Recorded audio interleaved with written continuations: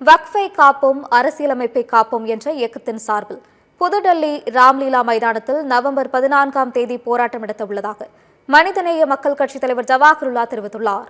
சென்னை சேப்பாக்கத்தில் செய்தியாளர்களை சந்தித்த ஜவாஹிருல்லா, வக்ஃப் திருத்தச் சட்டத்தின் சில பிரிவுகளை நிறுத்தி வைத்துள்ள உச்சநீதிமன்றம் அரசமைப்பு சட்டத்தை மீறக்கூடிய பல பிரிவுகளுக்கு இடைக்கால தடை விதிக்காதது ஏமாற்றத்தை அளிக்கிறது என தெரிவித்தார். அனைத்து இந்திய முஸ்லிம் தனியார் சட்ட வாரியத்தினுடைய வக்ஃபை காப்பாற்றுவோம், அரசமைப்பு சட்டத்தை காப்போம் என்ற அந்த இயக்கத்தின் சார்பாக தொடர் போராட்டங்களை நாங்கள் நடத்த திட்டமிட்டிருக்கிறோம். தமிழ்நாட்டிலும் அந்த போராட்டம் நடைபெறும்.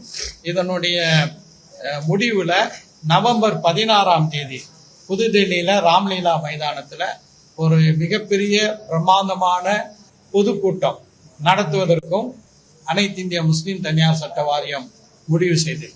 உச்சநீதிமன்றத்தினுடைய இந்த தீர்ப்பு அரசமைப்பு சட்டத்தினுடைய விளிமயங்களுக்கு விரோதமாக அமைந்திருக்கக்கூடிய தீர்ப்பு. ஆனால் இது ஒரு இடைக்கால தீர்ப்பு தான். இறுதியான தீர்ப்பு வரும்போது அரசமைப்பு சட்டத்துக்கு உட்பட்டு ஒரு நல்ல தீர்ப்பை உச்சநீதிமன்றம் தர வேண்டும் என்று எல்லோரும் அதை தான் விரும்புகிறோம்.